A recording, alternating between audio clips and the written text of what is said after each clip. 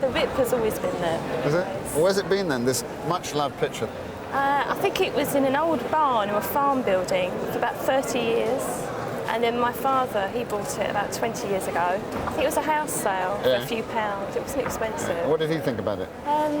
He liked it, but we didn't know how to get it restored. Right. So it just got left. I've always assumed it was Waterhouse. Do you know about Waterhouse?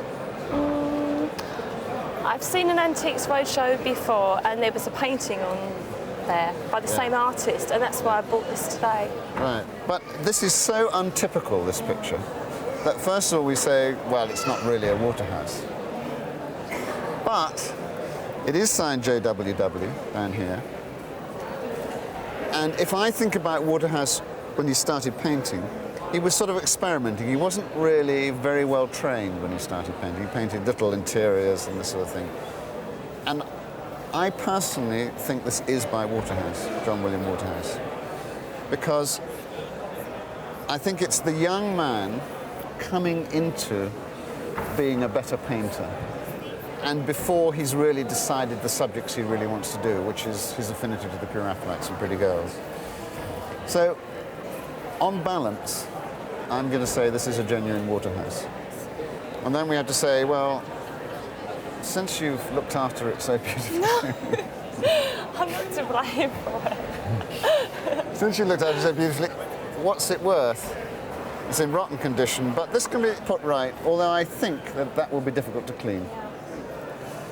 This area I'm not worried about, but the dirt is quite ingrained into that impasto there.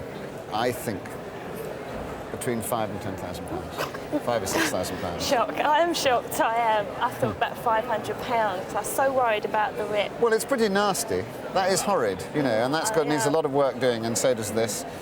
But I didn't see why, you know, finished and all done up, somebody might ask £20,000 for it or something. So it's worth for me to take it and have it restored. I think so, yes.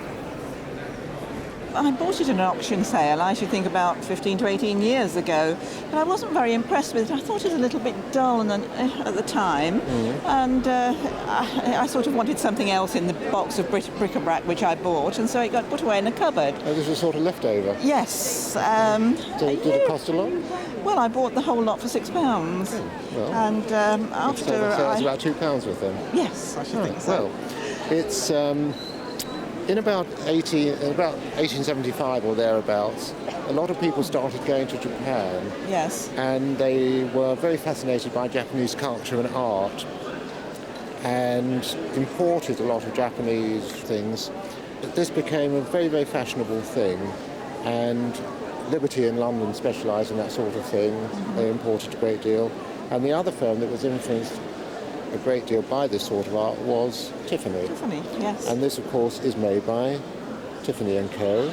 And it's made of copper, which has been patinated to give it this sort of reddish colour. And this, of course, is all silver. And it has that beautiful sort of Japanese-y feeling, all very flowing. And it's a really beautiful thing. Well, it might be surprised if you know that your couple of pounds investment has grown considerably, because you probably get, I think, £1,000 upwards for it. Absolutely. Wow, it was a good £6 worth of bric-a-brac, wasn't it? It certainly was, yeah.